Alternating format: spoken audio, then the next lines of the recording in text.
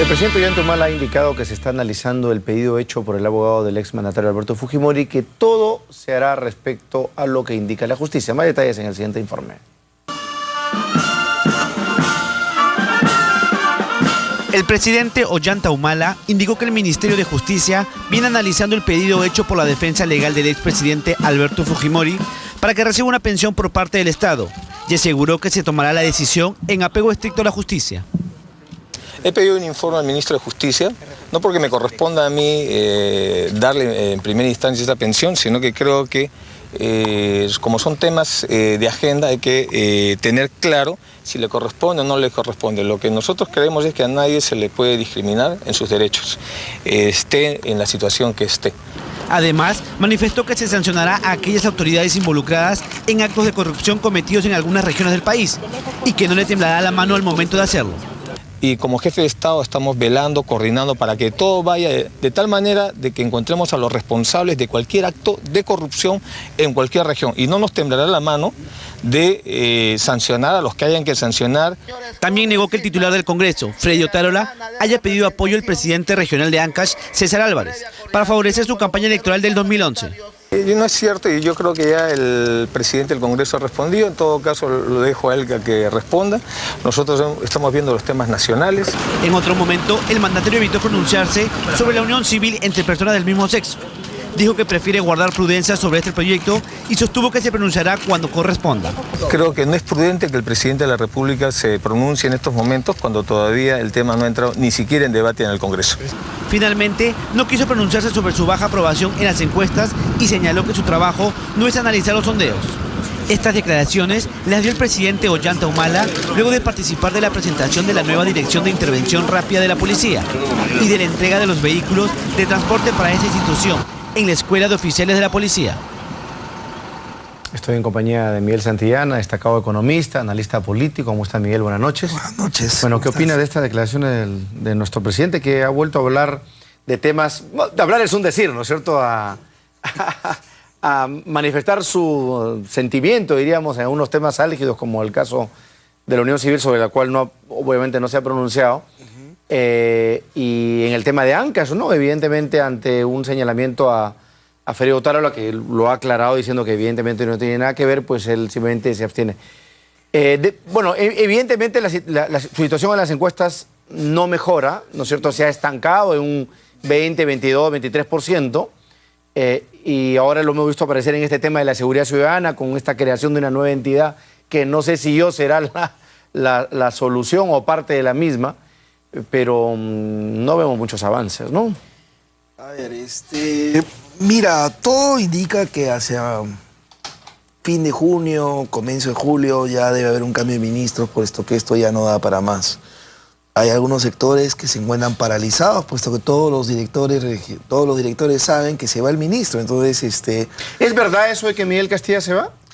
Bueno, he escuchado bastante de que se va, pero parece un niño gollito, porque ese tipo que dicen que se va y no se va. Así es.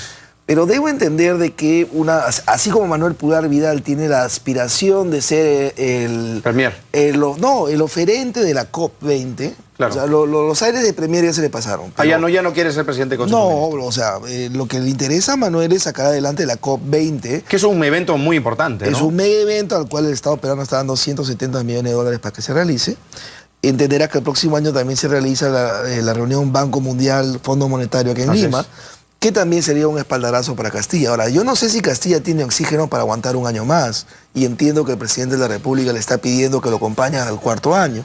Ahora, entiendo que hay temas familiares que requieren su presencia en función de que él es padre soltero, pues, ¿no? O sea, su señora... Y tiene familia, tiene familia, tiene hijas que están estudiando fuera, efectivamente. Que ya tienen cierta edad y que requieren, pues, una autoridad en la casa, una guía, y él... trabaja pues 24/7, ¿no? Entonces, como que hay un reclamo familiar de presencia hogareña. Entendible. Entendible, ¿no? Pero ahora la pregunta es, ¿con quién lo reemplazo y para qué lo reemplazo? Bueno, ya estaba una opción, algunas de las opciones, Se habló de Jaime Saavedra, actual ministro de Educación. Se habló de Piero Ghezzi, actual ministro de la Producción, con su plan de diversificación productiva.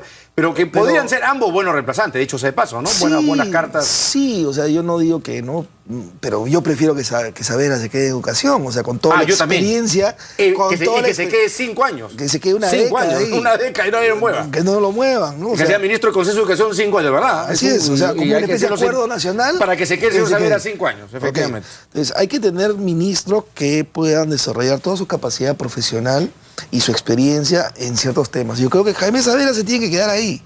O sea, yo no niego que no sería un buen ministro de Economía, pero yo lo veo en el tema educativo con mucho más ganas de hacer que en el tema macro. De propósito de reforma, pero con los pies en la tierra, porque he podido conversar con él en una oportunidad y dice, puedo tener muchas ideas en la cabeza, pero sé lo que es factible y lo que no es factible en el corto plazo. O sea, es una persona muy realista para empezar. Así es, ¿no? pero digamos, tenemos el sector energía y minas con el señor Mayorga. Entendemos que a pesar de que ha habido cambios de último momento de entrega de documentos para el tema del gasoducto, de todas maneras el 30 de junio se entrega el gasoducto. Esta semana, no se postergue más, ¿no? He visto 10 días ya se entrega a Talara. Y yo creo que ese era el compromiso del señor Mayorga. Entonces yo pienso que hacia el 15 de julio se le acabó la agenda y que busquen a otro. Entonces ahí hay un Mayorga. Yo creo que a Albán también ya se le acabó las buenas ideas, si es que hubo ideas, y ahí se necesita cambios. Y debe entender el señor presidente de que no es para que se moleste que digamos las cosas como son. La economía, todo el mundo ya se da cuenta que se está enfriando. El primer trimestre había un bajón, crecer a menos del 5% es un campanazo de alerta, ¿no? Así es. Último trimestre del año pasado, crecimiento de inversión 0. Crecimiento de inversión, primer trimestre ese año, 1 punto no sé cuántos. Así es.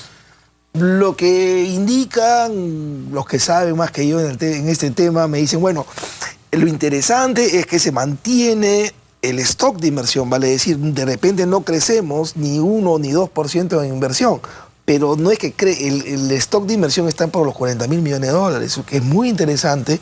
Pero veamos a dónde se está dirigiendo ese dinero. ¿Y qué se está ejecutando en este momento? Ese es el problema. El tema es, por un lado, tú tienes inversión que adjudica cosas, pero la pregunta es, ¿cuánto lo adjudicado efectivamente se está llevando a cabo? Ejecutando? 1, 2. Mucha de esta inversión que está viniendo, o inversión peruana, está yendo a servicios. A un servicio porque se amplió la clase media. Pero lo que yo veo es que la locomotora que jala todo esto, como que se está perdiendo fuerza. ¿Y qué es? Y que es los sectores de industrias extractivas. Extractivas, minería, más infraestructura, ¿no? Más infraestructura. Entonces, esos son los sectores que yo veo que se están enfriando y a medida que esto se enfríe, con cierto rezago, los otros sectores van a ir enfriándose. Entonces, lo que yo veo como un problema político en un año electoral es lo siguiente. Una economía que crece al 4% no disminuye pobreza. Así es. Número 1. Número 2. Una economía que crece al 4% y con una pareja presidencial, porque ellos dicen que son una pareja en el poder. Así es. Ambos con altos niveles de desaprobación, o por decirlo por el lado positivo, con menos, o sea, si esta pareja llega a un dígito de aprobación y crecemos menos del 4%, yo no veo cómo pueden manejar el tema económico y la confianza de los agentes económicos y el tema político. Ahí sí realmente vamos a hablar de piloto automático real, literalmente. Es que tampoco hay pilotos, pues. Así es. No hay pilotos. Bueno, hay algunos pilotos como Castilla, como 2, 3 autoridades, pero nada más. Pero ¿no? acuérdate que son mini pilotos. O sea, acuérdate, nosotros somos sobrevivientes de García 1 y después del apocalipsis todo es mejor. Pero acuérdate que Toledo podía divertirse en Punta Sal, conversar con su amigo Johnny Walker y cosas por el estilo, pero había un grupo de gente que sí sabía manejar el Estado. Tenías a un Pedro Pablo Kuczynski agarrado del Estado, a un ministro de Economía, un Jaime Quejandría. O sea, tenías operadores políticos que te hacían andar el carro. Por eso. ¿Dónde están ahora? ¿Quiénes son? ¿Freddy Otárola? No sé, o sea, ¿quiénes son los operadores de este gobierno? Y esa es la pregunta que yo me hago. Entonces, no es que fastidiemos al señor presidente o a la señora Nadine, es que por la salud de la economía peruana y la sociedad peruana, necesitamos que esta pareja culmine el 28 de julio de 2016. Queremos apoyar para que eso suceda. Yo he manifestado acá, Miguel, más de una oportunidad que estas elecciones del 5 de octubre revisten tanto más importancia que la del propio 2016. ¿Por qué? Porque se juega el destino de zonas y regiones del Perú que no van a dejar de recibir dinero, que no van a dejar de tener problemas de gestión pública, que no van a dejar de tener problemas de acusaciones por caso de corrupción o de los problemas que ya conocemos. ¿Tú crees que exista la voluntad política en este periodo previo al 5 de octubre del 2014 de que se hagan algún mini paquete de reformas básicas a nivel de la estructura del manejo regional que quite incentivos perversos a los corruptos y a los pillos para que se hagan de gobiernos regionales, municipales y distritales? Digo porque lo de Ancash probablemente sea la cereza de la torta, lo que estamos viendo, pero lo que está pasando en Tumbes, lo que está pasando en Cajamarca, y tú lo has repetido 40.000 veces, lo que está pasando en Amazonas, en Ucayali, es demasiado grave. Y se está jugando plata de todos los peruanos. La pregunta es, ¿se podrá hacer algo? El 85% de la inversión pública la manejan los municipios y las regiones en este momento. Entonces estamos hablando de una cantidad, una hemorragia de dinero que esta gente nunca ha tenido en sus manos para gastar. Y no son gente preparada, es gente que ha sido electa, pero tenemos partidos políticos, tenemos administradores o gerentes públicos, no existe. ¿No es el momento de recentralizar algunas funciones? Mira, ¿O el costo político es muy alto? El costo político es demasiado alto. Lo que yo sí diría es que el proceso de descentralización ha sido totalmente desvirtuado. O sea, lo que fue el cambio constitucional del 2002 y el proceso que se inicia el 2003 ha sido totalmente desvirtuado por las circunstancias políticas. Durante el gobierno de Toledo, si bien se hizo esta descentralización, fue hecha la carrera en función de que el partido aprista presionaba, puesto que si no se hacía era causal de vacancia presidencial. Así es. Fue una por otra. Dos.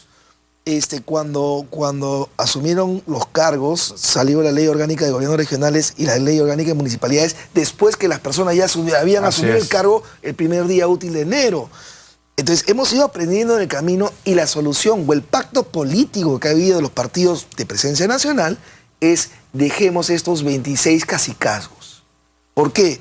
Porque en la primera elección, 2003, 14 regiones del partido aprista más 2 periféricas. Es por eso que el APRA con Alan pensaron que podían acorralar a Toledo con el tema de descentralización.